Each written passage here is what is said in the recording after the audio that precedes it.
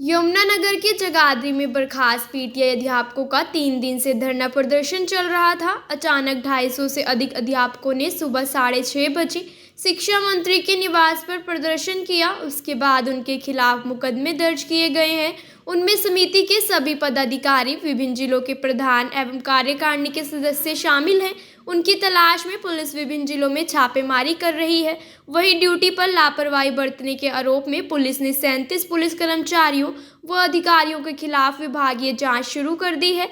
Police अधीक्षक कमलदीप गोयल ने बताया कि 18 पुलिस कर्मचारियों को निलंबित किया गया है। 3 स्पेशल पुलिस ऑफिसर को पुलिस विभाग से बर्खास्त कर दिया गया है। इसके अलावा 16 होमगार्ड के जवानों को उनके विभाग में वापस करते हुए उनके खिलाफ विभागीय कार्रवाई करने के लिए गृह रक्षी विभाग को लिखा गया है। जैसे हम लोग नित्य घूमते हैं उसी हिसाब से आज हम भी सवेरे मॉर्निंग में घूम रहे थे। घूमते घूमते सवेरे 6 साढ़े 6 के बीच में सैकड़ों की तादाद में बहुत सारे लोग और ज़ोर ज़ोर से नारे लगाते हुए कॉलोनी के गेट से पूरे ज़ोर से भगते हुए अंदर घुसे।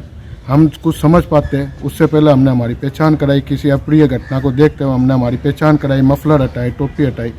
फिर उन्होंने देखा शिक्षा मंत्री यहाँ नहीं है। वो तुरंत दौड़ते हुए शिक्षा मंत्री की कोठी की तरफ जोर से भगे।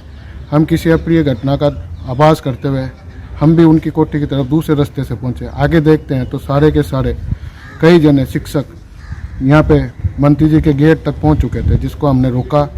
फिर वो ऑफिस के गेट के पास बैठ के ज़ोर ज़ोर से नारे लगाते हुए अप्रिय घटना का किसी अंदेशा हमारे को आज बहुत अचंभा हुआ ये कि अगर हमारे शिक्षा मंत्री रहते हुए भी अगर सुरक्षित नहीं है तो आम जनता किसके पास न्याय के लिए जाए।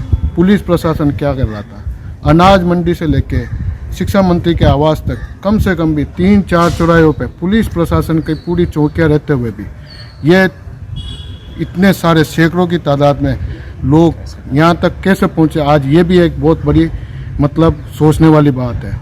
दूसरी बात, अगल बगल में पूरी शिक्षा मंत्री की यहाँ पे चौकी बनी हुई है, जहाँ बाग में 4-5 कई तरह के सिपाही लोग रहते हैं। आज उनकी भी अनुपस्थिति देख के हम लोग हैरत में रह गए। एक मंत्री का इस तरह से घेराव ये हमारी सोच से परे था और आज हमारे को बिल्कुल कहने में किसी भी तरह की कोई भी तरह की हमारे को सोचने में नहीं है कि भाई मंत्री जी को आज बिल्कुल घेरने के विचार से किसी तरह की आज अप्रिय घटना होने का बिल्कुल अंदेशा है हमारे को। और हम लोग इसके न्याय की मांग करते हैं। एसपी साहब को कहते हैं कि स्पेशल टीम बना के इस पूरे केस की कार्रवाई करके तुरंत इसकी रिपोर्ट जल्दी से जल्दी प्रेस मीडिया में रिलीज करें। हमारे को बताया कि आज हमारी मंत्री की सुरक्षा में आपने आगे क्या स्टेप लिया, हमारे मंत्री जी की रक्षा की जाए। पुलिस अधीक्षक का कहना है कि बर्खास्त पीटीआई टीचरों ने सुबह सवेरे बिना किसी पूर्व सूचना के शिक्षा मंत्री के निवास पर जाकर जहां हरियाणा कोरोना वायरस के नए व ओमिक्रॉन पर रोक लगाने के लिए लगाए गए प्रोटोकॉल के नियमों की उल्लंघना की, वहीं बिना मास्क लगाए शिक्षा मंत्री के निवास के सामने इकट्ठे हो गए, जिस पर उनके खिलाफ विभिन्न धाराओं के मुकदमा दर्ज करके उनकी तलाश में छापेमारी की जा रही है। एक मामला प्रकाश में आया था जहां जो गेस्ट टीचर थे सुबह प्रभात बेरी का नाम लेकर शिक्षा मंत्री के निवास पर पहुंच गए थे, तो उसमें जो है पुलिस की तरफ से क्या कार्रवाई की गई सर? देखिए, जो टीचर्स एजिटेट कर रहे थे उन्होंने माननीय शिक्षा मंत्री जी के निवास पे जाके जिस तरीके से प्रदर्शन किया, तो उससे उन्होंने जो वर्तमान में कोविड प्रोटोकॉल लागू है पूरे प्रदेश में, तो उसका उल्लंघन किया था। तो उसमें हमने धारा 188 आईपीसी और डिजास्टर मैनेजमेंट एक्ट की धारा 51 के तहत पहले एफआईआर दर्ज की थी। तो अब उस घटना से जुड़े सीसीटीवी फुटेज और वो सब एग्जामिन करने के जब किया है, तो ये भी बड़ा क्लियर है कि पुलिस के कर्मचारियों ने जब उनको रोकने की कोशिश की, उनके साथ भी धक्का मुक्की की गई। उनको प्रयास किया गया था कि वो रुके वहाँ ना जाएं, तो उन्होंने पुलिस के साथ जो धक्का मुक्की की है, तो उसके ओर देखते हुए हमने इसमें धारा 147, 149, 332 और 353 आईपीसी की धाराएँ इस एफआईआर में ऐड की है।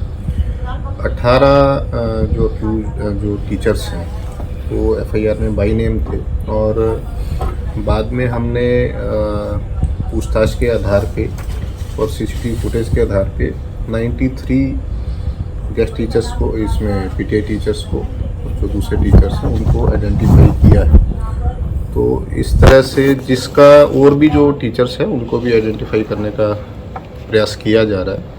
तो जो भी इस घटना में शामिल होंगे उनके खिलाफ कानूनी कार्रवाई की जाएगी। इसमें सर जो कुछ पुलिस मुलाजिमों के खिलाफ भी कार्रवाई हुई है जिसमें ड्यूटी में कोताही बरती गई या कभी भी कोई जिन नेग्लिजेंस रही? पुलिस कर्मचारियों को रात्रि में ड्यूटी पे लगाया गया था तो उनकी लापरवाही जांच के दौरान पाई गई है, तो उनके खिलाफ भी विभागीय एक्शन लिया जा रहा है। सर कितने आदमी किस पोस्ट के हैं और क्या एक्शन लिया गया सर? इसमें 18 पुलिस के रेगुलर कर्मचारी हैं और कुछ हमारे एसपीओ हैं, कुछ होमगार्ड के भी कर्मी हैं जिन्होंने ड्यूटी ठीक प्रकार से नहीं की अपनी, तो उनके खिलाफ हम विभागीय एक्शन ले रहे हैं। इसके अलावा सब इंस्पेक्टर या कुछ और भी? और उसमें सभी रैंक के हैं, सब इंस्पेक्टर भी हैं, एएसआई भी हैं।